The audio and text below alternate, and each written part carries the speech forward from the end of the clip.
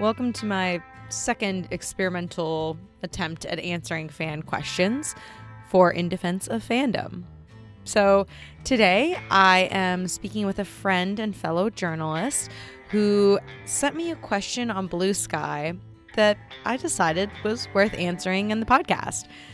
We actually recorded this on Christmas Eve, so thank you so much, Shae, for being willing to do this. I really appreciate it. And now, without further ado, let's get to the question.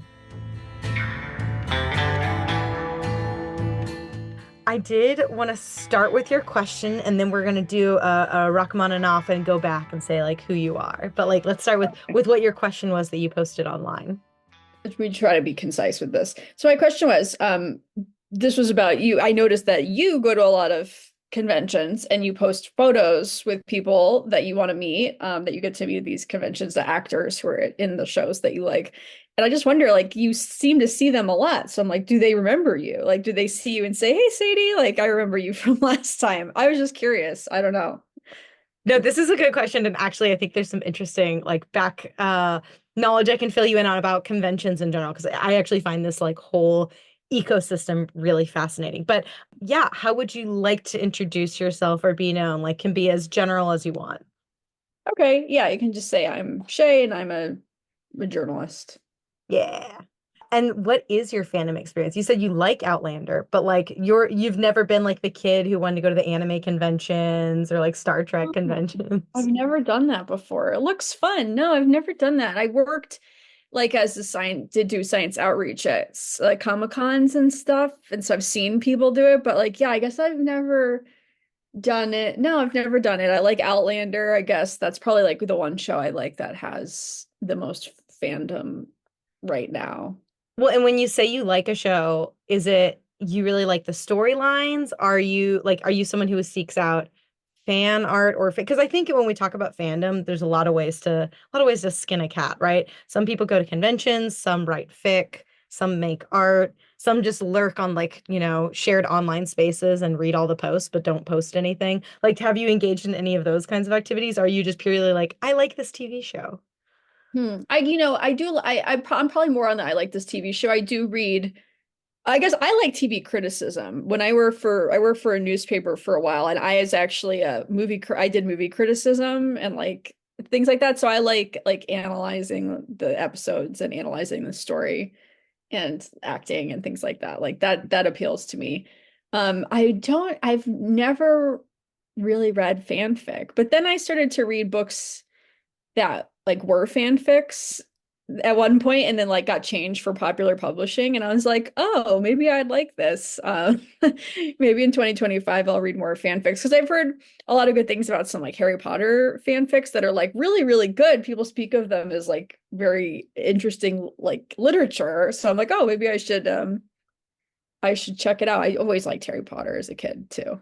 Oh yeah, I I was mean, like like, perfect. We're like the perfect age for Harry Potter. It was like coming out, when we were in middle school and high school and stuff. So, and in college. yeah, So we could always wait was, for our letter from the owls. Like, we were ready for our letter. yeah, I would say, I guess Harry Potter is probably like my longest, my longest fan experience. I did go to the studio tour in London when I lived in the UK too. So I guess that's like, yeah, the closest I've gotten. I have a poster here of Daniel Radcliffe in his signature, because I met him after he was on Broadway, in Lifespan of a Fact, like 6 or 7 years ago.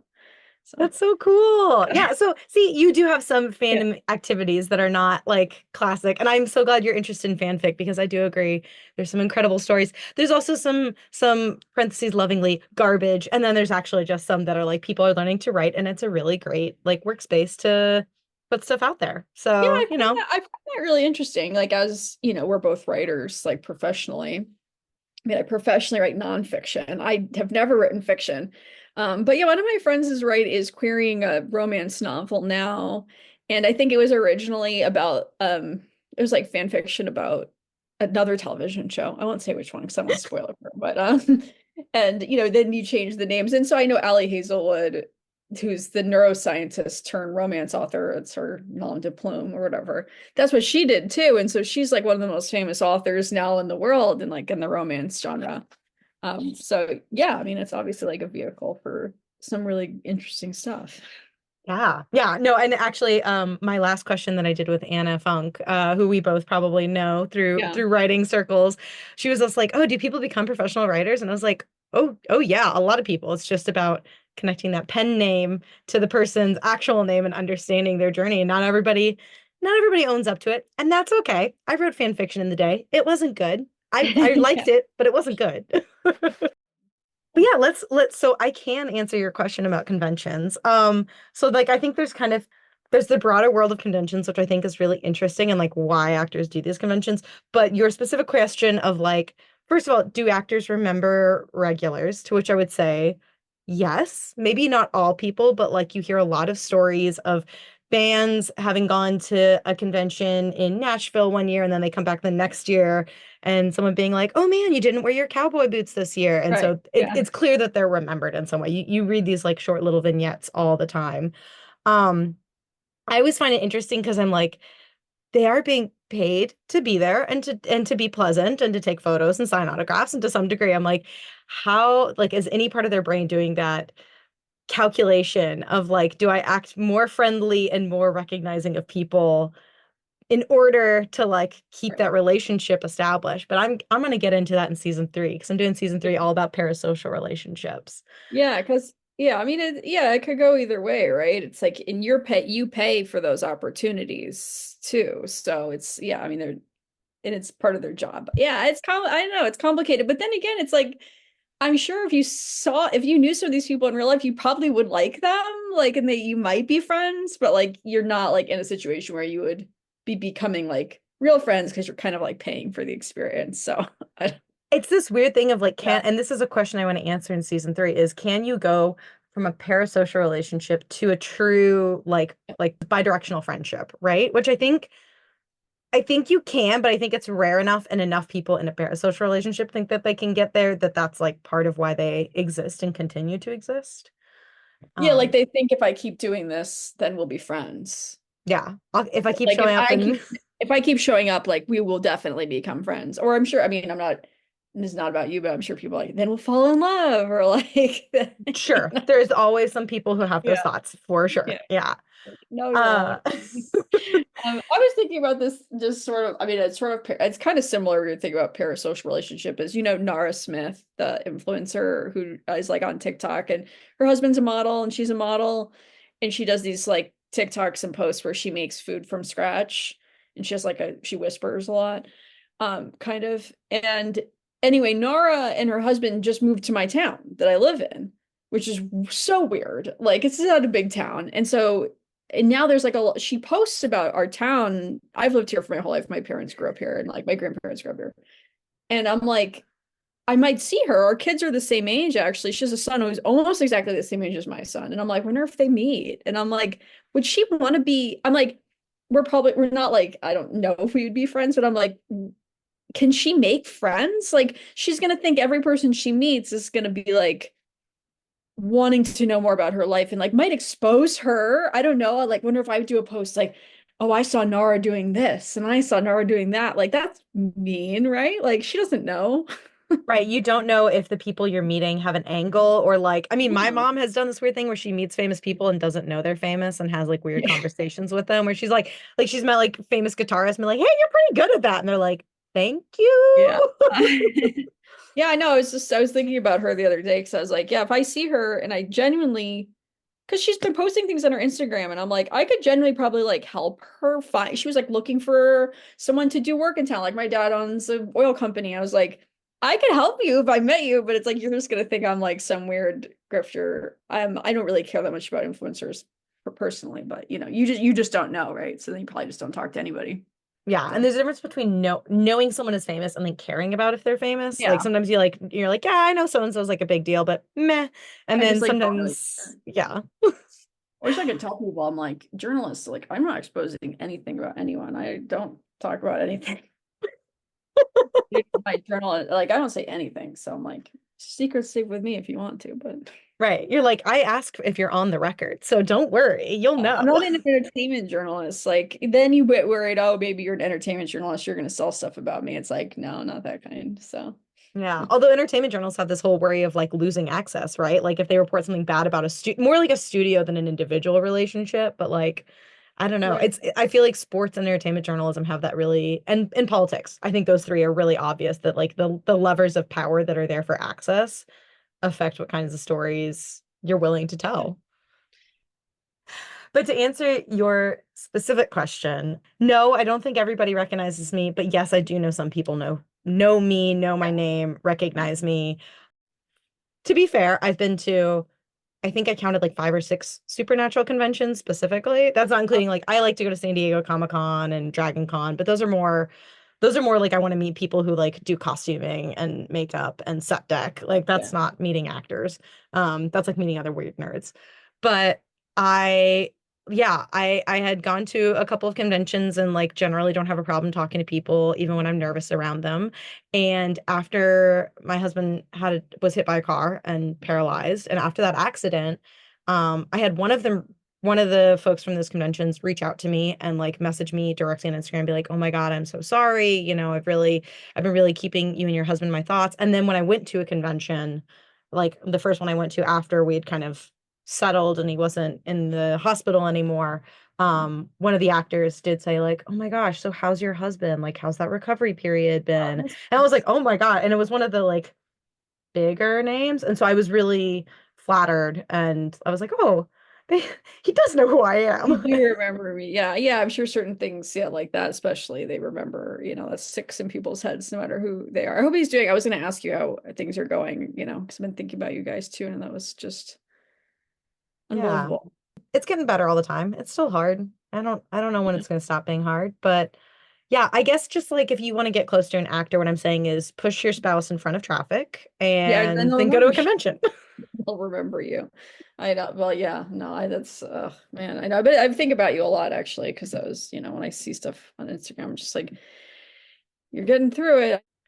But anyway, Well, did um, I answer your question? Do you no, feel you like you did. got Yeah, yeah. a No, I was curious. I figured they would remember because then I figured they would, but I didn't And I want don't know to. that everybody knows my name. I feel like a lot of people are like, "Ah, yes, the girl who dresses very Western and like likes to shoot the shit and make jokes." But I don't know that they necessarily know like, "Ah, this is Sadie. She is from Texas. She now lives in Chicago." Like I don't know how much people know, but it's like I'm a known quantity. But they seem like happy to see you again, which Yeah. is nice. Yeah. That's why I like No, going. Everybody's super nice, fans and like invited talent alike. Everybody is very nice and welcoming. So, no, it looks fun. I mean, it looks like you have a good time. And I'm like, I gotta find an Outlander convention. No, I'd like to go sometime. It'd be fun. I don't know. It'd be fun to meet. It would be fun to meet people like at least once. they're a fun cultural experience, and I gotta Yeah. say, there's actually I don't know if you know anything about the fandom around the Terror, which was an No. AMC series about the HMS Terror, that like went like got lost in the Arctic in the ice. Oh, I don't even know that show. Yeah, I do know this. Yeah, You know this the history, like the real history. Yeah, history. yeah. So that show became extremely popular among fans, and they started doing conventions that were a mixture of academic and fan convention, where they would have researchers who were studying this period and studying these people who would come and give these like academic lecture talks, and then they would also have some of the like cast from the show talk about like how they filmed things and why they wrote characters specific ways. And like actually the fandom has discovered new knowledge about the HMS Terror because they are so intense in their interest in it. Yeah. That's cool. That's really cool. Yeah, that's when I would be involved. Like when I worked at NSF, when I did the AAAS Science and Technology Policy Fellowship, we would do stuff like that, like small Comic Cons. Did we ever? Oh, we went to San Diego. I didn't go, but we did go to San Diego one year. I know, a few years ago before COVID. But yeah, we would like get our scientists to give talks about things that like would connect with people, and often it would be like the science behind certain like zombie things or certain TV shows. I wrote a story. This is not for NSF, but I wrote a story about like that movie Palm Springs when he gets stuck in the time loop. Like could that really happen for the newspaper? Yeah, I love stuff like that. I think that's really fun. Oh yeah, I wrote an article like I freelanced this after the AAAS for Smithsonian right when Endgame was coming out because I was like, okay, if Thanos really did snap his fingers, this is actually stupid because think about the reproductive rate of rabbits versus whales. This does not actually help any problems. This would create Right. like Yeah, that's it. I love catastrophic. No, that's fun. I was just talking to my husband about Interstellar too, and he was like, "Oh, I don't know if the science behind that good is good." I was like, "Actually, it is." I was explaining like Kip Thorne to him and how they actually wrote scientific papers based on the money that they spent imaging, doing, images for Interstellar. So yeah, no, I think it's super fun. Yeah, I love it. All right, So well, you I'm did, glad I was able to answer your question. That makes me very and I happy. asked some extra questions too, but I appreciate it. It's fun. I just like seeing what I appreciate seeing what you're interested in, and it's like it's cool. I don't know. Just like seeing what Yay! people I just love seeing what people are interested in. Even if it's different than what I am. I think it's fun. Especially when they're super different because you're like, ooh, that's something I don't know about. No, I don't know any no, I really didn't know anything about it. So good to know. I haven't even watched Supernatural, honestly. I guess I gotta watch it now.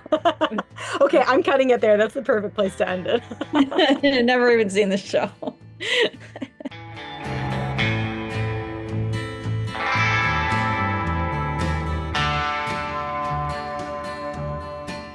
Remember, you can send your fandom questions to me through Twitter at SadieWit, my Instagram at Sadie_wit, or through the form on my website, sadiewit.com. Yes, I know my last name is Witkowski, but nobody can spell that, so I'm trying to make it easier on all of you. So that's Wit spelled W-I-T. Now for the show's credits. Today's question was brought to us by my friend and journalist, Shae. Editorial support was provided by Dr. Anna Funk. Music was composed and performed by Chris Scott. Cover art was designed by Liz Hand. In Defense of Fandom is part of the Geekscape Podcast Network. If you like the show, give us a review on Apple Podcasts. It's a really great way to help support this work and help even more listeners discover us. Your support is deeply appreciated.